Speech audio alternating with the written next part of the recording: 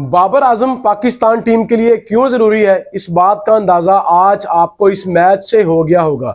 और वीडियो के शुरू में ही एक सवाल आप सबसे है कि अगर बाबर आजम इस मैच में ना होता या अगर बाबर आजम जल्दी आउट हो जाता लाइक 15-20 रन करने के बाद, तो क्या पाकिस्तान की ये बैटिंग 140 रन का टारगेट चेस कर पाती? ये आपने कमेंट बॉक्स में लाजमी बताना है, क्योंकि पाकिस्तान टीम को 140 रन का टारगेट मिला था और उसमें से 68 रन बाबर आजम ने की हैं 47 बॉल्स पर 145 के स्ट्राइक रेट से। और क्या शानदार हिटिंग आज बाबर आजम ने की है, मतलब जो भी शॉट आज बाबर आजम ने खेली है वो बहुत तेजी के साथ बाउंड्री की तरफ गई है। और एक चीज जो मुझे बहुत पसंद आई आज बाबर आजम की बैटिंग से, जब भी फील्डर अंदर आता था दायरे में, उससे ही अगली बॉल पर बाबर आजम बाउंड्री लगा रहा था। अगरचे बाबर आजम ने कोई छक्का नहीं लगाया, लेकिन 9 शानदार क्लासिकल फोर्स लगाकर उसने आज T20 में अपनी अहमियत पूरे पाकिस्तान को बताई है कि बाबर आजम के बगैर पाकिस्तान की T20 टीम भी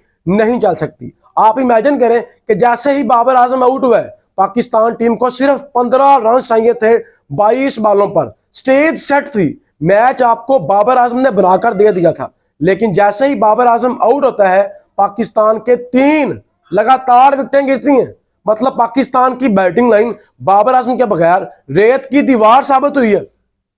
बाबर आजम अकेले ने 50% मैच रन आज किए, 140 टारगेट था, 70 रन ऑलमोस्ट बाबर आजम ने किए। और जिस बार पर बाबर आजम आउट हुआ, बाबर आजम चार्ज करने की कोशिश कर रहा था। और अगेन जो बात मैं शुरू से आपको कह रहा हूं कि आपकी टीम में एक ऐसा बैटर होना चाहिए जो टेक्निकली साउंड हो, जो चाहे आकर थोड़ा टाइम ले लेकिन इनिंग बिल्ड करे। और पाकिस्तान के इस मौजूदा लॉट में जितने भी प्लेयर्स पाकिस्तान की T20 टीम में खेल रहे हैं, आपकी टीम में कोई भी ऐसा बैटर नहीं है जो इनिंग बिल्ड करना जानता हो। जैसे ही बाबर आजम आउट होते हैं, अगले 15 रन पर पाकिस्तान के 3 खिलाड़ी आउट होते हैं। नवाज आउट होता है, हसन नवाज आउट होता है, और हमें यह लगता है कि शायद पाकिस्तान अगेन मैच फंसा देगी। पाकिस्तान टीम बैटिंग कर रही हो और पाकिस्तान का कोलैप ना हो, यह तो पॉसिबल ही नहीं है। अगर पाकिस्तान की बैटिंग की शुरू से बात करें तो आज फिर साइम अयूब 0 पर आउट हुआ। और आज फिर हमें यह लगा कि जो पिछले मैच में साइम अयूब ने 71 रन किए हैं, शायद उसका फ्लूक लगा था, क्योंकि पिछले 12 मैचों में 7 बार साइम अयूब डक पर आउट हुआ है और यह कोई अच्छा साइन नहीं है।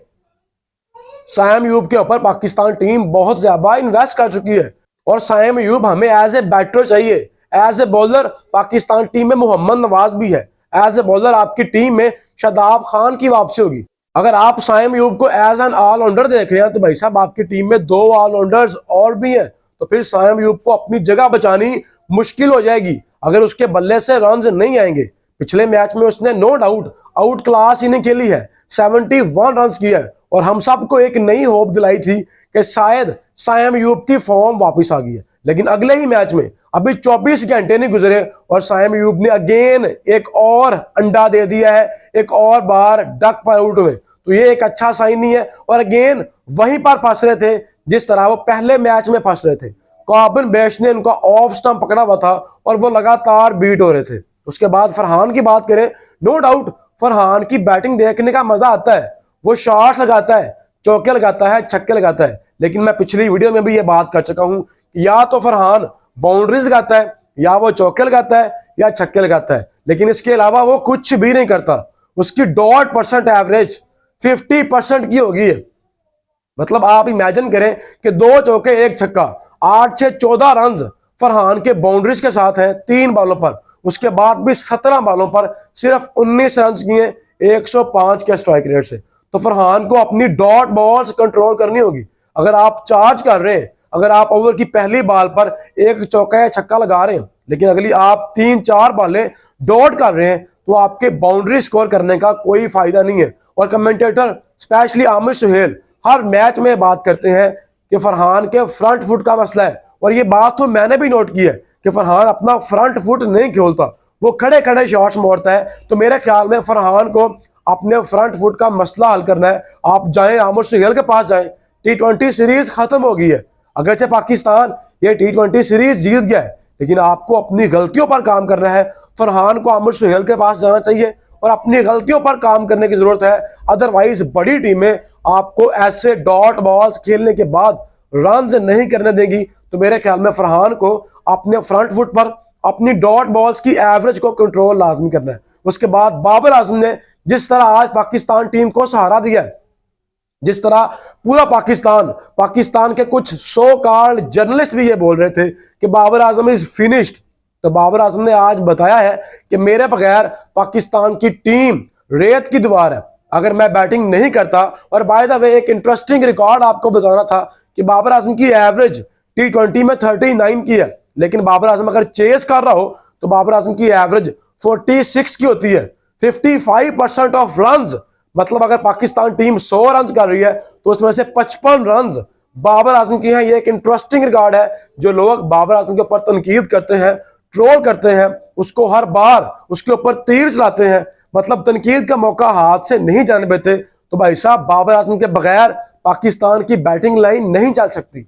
और मैं तो ये सोच रहा था कि अगर बाबर आजम एशिया कप में होता तो शायद आज सिनेरियो कुछ और होता, शायद आज पाकिस्तान एशिया कप का फाइनल जीत चुकी होती। जिस तरह की इनिंग आज बाबर आजम ने खेली है, जिस तरह उसने कंट्रोल शॉट्स के साथ और बहुत तेज शॉट्स खेली हैं, कैजुअली बाबर आजम ऐसे शॉट्स नहीं खेलता। इसका साफ मतलब यह है कि बाबर आजम ने अपनी फिटनेस के ऊपर, अपनी शॉट सिलेक्शन के ऊपर बहुत ज्यादा काम किया है। और बाबर आजम ने आज एक ओवर में 3 बॉलों पर लगातार 3 डबल्स किए। अगर आप लगातार 3 डबल्स कर रहे हैं, इसका मतलब आपकी फिटनेस आपका साथ दे रही है, आपने अपनी फिटनेस पर बहुत ज्यादा काम किया है। तो यही चीज बाबर आजम में मिस थी, वो मैच विनिंग नॉक नहीं खेल पा रहा था, उसका स्ट्राइक रेट इतना अच्छा नहीं था। तो बाबर आजम ने प्रूव किया है, अपना स्ट्राइक रेट इंप्रूव किया है, अपनी फिटनेस इंप्रूव की है। और जो उसके ऊपर टैग था कि बाबर आजम हमेशा कोलैप्स का हिस्सा होता है, बाबर आजम ने आज पाकिस्तान टीम की डूबती कश्ती को सहारा दिया है। और जब कश्ती किनारे पर लगा दी थी, मतलब आपने सिर्फ कश्ती को पकड़कर बाहर निकालना था, तभी वो कश्ती दोबारा समंदर में जाने वाली थी। मतलब यार समझ नहीं आ रही थी कि यार 15 रन पीछे हसन नवाज है, मोहम्मद नवाज है, फहीम अशरफ है, और आपको 15 रन बनाने मुश्किल हो गए। आपने सिर्फ 6 बॉलें पहले ये टारगेट चेज किया है, जो टारगेट आपको 15 से 20 बॉलें पहले चेज करना चाहिए था। तो पाकिस्तान की बैटिंग में बहुत सी गलतियां, और एक सबसे बड़ी गलती जो आज पाकिस्तान टीम ने की है, जब बाबर आजम बैटिंग कर रहा है, एक एंकर प्लेयर आपका बैटिंग कर रहा है, दूसरे एंड पे सलमान अली आगा आ गए, और जो आज गेम स्लो हुई है वो सलमान अली आगा की वजह से हुई है। हम यहां पर चीख कर आपको बता रहे हैं कि नंबर 4 हसन नवाज का नंबर है। हसन नवाज की एवरेज नंबर 4 पर 44 की है, उसका स्ट्राइक रेट 181 का है। लेकिन पता नहीं प्रॉब्लम कहां पर है, पता नहीं आपको हसन नवाज के साथ प्रॉब्लम क्या है, या आपने कसमकार की है कि हमने सारे प्लेयर्स खराब करने, हमने किसी को भी प्लेयर बनाना ही नहीं है, हमने किसी प्लेयर को भी पॉलिश करना ही नहीं है। हसन नवाज की नंबर 4 पर 4 50s है, उसने आपको मैच जितवाए भी हैं। बाबर आजम के साथ वहां पर अगर हसन नवाज आता तो आप मैच 15 ओवर में फिनिश कर सकते थे। और बाबर आजम जितना टेक्निकली साउंड बल्लेबाज है, अगर हसन नवाज उसके साथ बैटिंग करता तो उसको बहुत कुछ सीखने को मिलना था। नो डाउट ये नेट्स में एक दूसरे को बताते हैं, लेकिन जो ग्राउंड में नॉलेज आज बाबर आजम ने हसन नवाज को देनी थी, उससे बहुत कुछ सीखने को मिलना था। और आपने वही गलती की जो हम रिपीट कर रहे थे कि आपकी टीम में अगर 2 एंकर प्लेयर खेल रहे हैं तो वो इकट्ठे बैटिंग नहीं कर सकते। आज गेम को बहुत ज्यादा स्लो सलमान अली आगा ने किया है, वो रना बॉल खेल रहे थे। अगर बाबर आजम वहां पर डोमिनेट ना करता, एक ओवर में 3 कंसेक्टिव 4 लगातार ना लगाता, तो पाकिस्तान टीम के लिए मैच जीतना बहुत मुश्किल था। आप इमेजिन करें कि 140 रन के टारगेट में 26 बॉलों पर 33 रन सलमान अली आगा ने किए। और जब भी वो कोई बड़ी शॉट लगाना चाहता है, वो आउट ऑफ द बैलेंस नजर आता है, उसका बैलेंस, उसकी शॉट सिलेक्शन, उसकी बॉडी लैंग्वेज बिल्कुल खराब नजर आती है। तो एक चीज क्लियर है कि सलमान अली आगा बड़ी शॉट्स का प्लेयर नहीं है। तो अगर बाबर आजम खेल रहा है तो सलमान अली आगा क्रीज पर नहीं आ सकता, एटलीस्ट तब तक जब तक आपके पास हसन नवाज है, इवन के मोहम्मद नवाज है। ये 2 बैटर्स आपके चार्ज करने की काबिलियत रखते हैं, तो इनको ऊपर बैटिंग करनी चाहिए थी। लेकिन जैसे ही आपके 2 विकेटें गिरी हैं, सलमान अली आगा आउट हुए, और उसके बाद बाबर आजम जिन्होंने आपको मैच बनाकर दिया है, जैसे ही आउट हुए, पाकिस्तान की अगेन लाइन लगी थी। और हम एक सोच में पड़े थे कि क्या पाकिस्तान के 3 बैटर्स, क्या पाकिस्तान की बकिया बैटिंग 15 रन चेज कर पाएगी। और जब आप ये सोचने पर मजबूर हैं तो आपको अपनी बैटिंग की गलतियां निकालनी है। बाबर आजम से पहले भी क्लैप हो रहा था और बाबर आजम अगरचे आपको सहारा दे रहा है, लेकिन जैसे ही वो आउट हो रहा है उसके बाद आपकी बैटिंग एक दफा फिर क्लैप कर रही है। और अगर आपको बाबर आजम के साथ गिला है कि वो मैच फिनिश नहीं कर रहा, तो भाई साहब बाकी प्लेयर्स आपकी टीम में क्या कर रहे हैं? अगर बाबर आजम ने मैच बनाना भी है, बाउंड्रीज भी स्कोर करनी है, रन्स भी करने हैं, आपको मैच बनाकर देना भी है और मैच भी फिनिश करना है, तो फिर 3-4 बाबर आजम आप पाकिस्तान टीम में और ले हैं। क्योंकि बाबर के अलावा भी 10 प्लेयर आपकी टीम में खेल रहे हैं, बाबर के अलावा भी 6 बैटर्स आपकी टीम में खेल रहे हैं, लेकिन वो 6 ने मिलकर भी 70 रन बड़ी मुश्किल से किए और एक अकेले बाबर आजम ने आपको 68 रन करके एक आसान सा मैच बनाकर दिया था, जो आप बड़ी मुश्किल से जीते हैं। तो पाकिस्तान ये सीरीज जीत गई है। अगर आज बाबर आजम बड़े रन ना कर पाता या अगर खुदा ना खास्ता बाबर आजम जल्दी आउट होता, तो शायद यह सीरीज जीतना पाकिस्तान के लिए मुश्किल हो जानी थी। और अगर पाकिस्तान ये सीरीज अपने घर में हार जाता तो फिर सलमान अली आगा की कप्तानी उनके हाथ से चली जानी थी। तो मेरे ख्याल में सलमान अली आगा को अपनी गलतियों से बहुत कुछ सीखना है। अगर पाकिस्तान की बॉलिंग की बात करें तो आपको मैच पिछले दोनों मैचों में आपकी बॉलिंग बनाकर दे रही है। जिस तरह आज शाहीन शाह अफरीदी ने बैक टू बैक 2 विकेटें अपने पहले ओवर में निकाल दी थी और वो हैट्रिक पर था, बल्कि पहले ओवर में 3 विकेटें ऑलमोस्ट शाहीन शाह अफरीदी ने निकाल दी थी। ब्रेविस को भी अपनी चौथी बॉल पर आउट कर दिया था। अगर वो रिव्यू ना लेता, रिव्यू में ना बचता, तो आज शायद साउथ अफ्रीका की टीम 100 रन भी ना कर पाती। तो शाहीन शाह अफरीदी वापस आ चुका है। जिस तरह उसको पहले मैच में रावलपिंडी में कुट पड़ी थी और उस मैच में शाहीन की पेस भी बिलो एवरेज थी, 140 से ज्यादा की कोई बॉल नहीं थी, बल्कि 140 की भी 1 से 2 डिलीवरीज थी। लेकिन इस मैच में शाहीन ने 140 के साथ ही आगाज किया था। तो एक चीज क्लियर है कि अगर शाहीन पेस के साथ बॉलिंग कर रहा है, और आपको अगर याद हो 2021-22 में जब शाहीन शाह अफरीदी पीक पर था, जब रोहित शर्मा ने ये स्टेटमेंट दी थी कि हम क्या करें अगर हमारे पास शाहीन अफरीदी ऐसा लेफ्ट आर्म तेज बॉलर नहीं है जिसकी बॉल पड़ने के बाद शॉप अंदर आती है, तो वहां पर शाहीन के पास 145 की पेस थी। और जब शाहीन 145 प्लस के पेस के साथ इन स्विंग आउट स्विंग करता है तो उसको पढ़ना बहुत मुश्किल होता है। इसीलिए तब शाहीन दुनिया का बेहतरीन बॉलर था और आज शाहीन को रन सिर्फ इसलिए लग रहे कि उसकी पेस में कमी आई है। नो डाउट शाहीन आज पाकिस्तान टीम का बेस्ट बॉलर था, लेकिन जो एक चीज जिस पर शाहीन को काम करने की जरूरत है वो शाहीन की पेस है। नो डाउट आज शाहीन ने 140 प्लस की पेस से डिलीवरीज की है, लेकिन अगर यही पेस शाहीन की 145 प्लस की होती है तो शाहीन दोबारा अपनी पीक पर आ जाएगा और उसको पढ़ना, उसको खेलना, उसको चार्ज करना किसी भी बैटर के लिए आसान नहीं होगा। लेकिन उसका साथ दिया सलमान मिर्जा ने। आज नसीम शाह को ड्रॉप किया गया और एक पॉजिटिव प्रॉब्लम अब पाकिस्तान टीम के लिए क्रिएट हो गई है।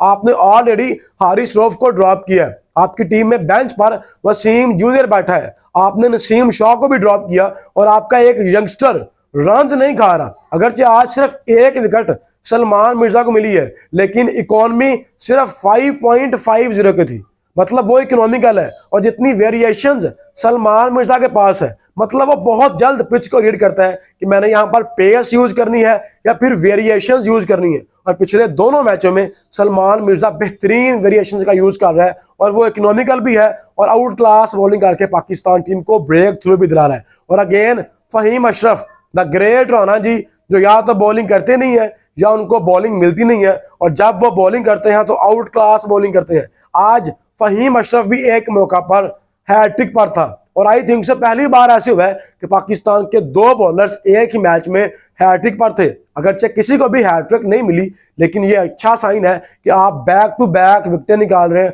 और उस्मान तारिक, जिनकी आज पाकिस्तान टीम में डेब्यू था, जो आज अपना डेब्यू कर रहे थे, अपने डेब्यू पर 2 विकेटें निकालनी है। लेकिन मुझे एक डाउट उस्मान तारिक की बॉलिंग पर है कि जितना वो पास ले रहे हैं, जितना वो रुक कर बॉलिंग कर रहे हैं, उनका एक्शन कहीं रिपोर्ट ना हो जाए।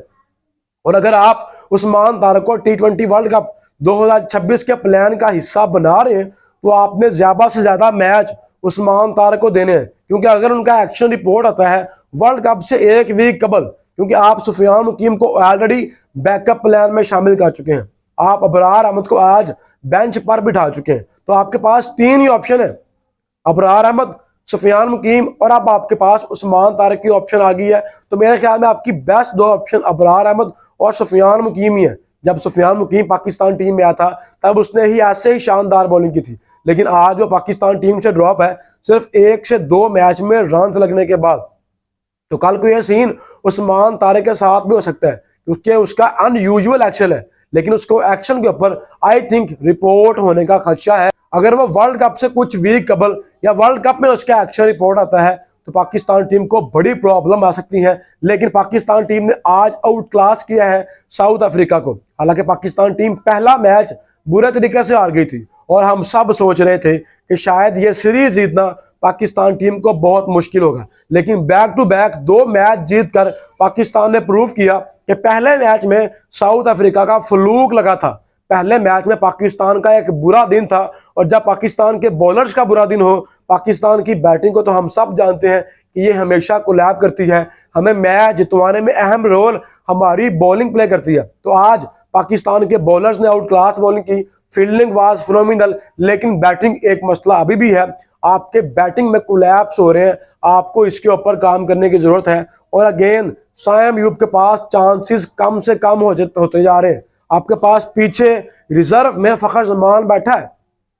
अगर साइम अयूब के बल्ले से रन नहीं आएंगे, क्योंकि मैं अगेन ये बात रिपीट कर रहा हूं कि हमें Saim Ayub as a batter चाहिए, एज ए बॉलर। उसने पाकिस्तान को एक भी मैच नहीं जितवाया, और पिछले ही मैच में जब उसने 71 रन नॉट आउट खेले थे, man of the match Saim Ayub था। तो हमें Saim Ayub as a batter चाहिए, एज ए बॉलर नहीं। तो अगर वो इसी तरह डक पर आउट होगा, अगर उसका बल्ला मुसलसल खामोश होगा, तो भाई साहब ट्राई नेशन सीरीज के बाद अगला ड्रॉप साइम अयूब होगा और आपकी टीम में फखर जमान की वापसी होगी। तो मेरे ख्याल में अब कंपटीशन बहुत ज्यादा बढ़ चुका है। और एक चीज जो मैं भूल ही गया, पाकिस्तान ने आज साहिबजादा फरहान को विकेट कीपिंग करवाई थी, और चलते मैच में उनसे कीपिंग के ग्लव्स लेकर उस्मान खान को दिए गए। पाकिस्तान कहीं ना कहीं ये सोच रहा है कि अगर हमें उस्मान खान को ड्रॉप करना पड़े, क्योंकि इस सीरीज में तीनों मैचों में उस्मान खान ने इंप्रेस नहीं किया, ना विकेट कीपिंग के साथ और ना ही बल्ले के साथ। तो पाकिस्तान कहीं ना कहीं ये सोच रहा है कि अगर उस्मान खान को ड्रॉप करना पड़े तो क्या साहिबजादा फरहान विकेट कीपिंग करने के काबिल है। तो इसका जवाब आज पाकिस्तान को मिल गया है कि फरहान अच्छा विकेट कीपर नहीं है, वो सिर्फ बैकअप प्लान में हो सकता है। अगर आपका विकेट कीपर खुदा ना खास्ता इंजर होता है तो आपके 2-4 ओवर निकाल सकता है, 20 ओवर फरहान कीपिंग नहीं कर सकता। अगर आपने उसको एज ए कीपर यूज करना है तो आपको अगले 3 माह में उसके ऊपर बहुत ज्यादा काम करने की जरूरत है। लेकिन मेरे ख्याल में आपके पास अच्छी ऑप्शंस हैं। आपके पास हारिस है, आपको उसके ऊपर काम करना है, या आपके पास रिजवान भी है, और उमर कमल की खबरें तो चल ही रही हैं कि उसकी पाकिस्तान टीम में वापसी हो रही है। तो ये कुछ चीजें हैं जिसके ऊपर पाकिस्तान टीम को काम करने की जरूरत है। बाकी दोस्तों, आज की पाकिस्तान की बैटिंग और बॉलिंग के ऊपर आपकी क्या राय है? जिस तरह आज बाबर आजम ने पाकिस्तान टीम को सहारा दिया और 68 रन किए हैं, उसके ऊपर आपकी क्या राय है? ये आपने कमेंट बॉक्स में लाजमी बताना है।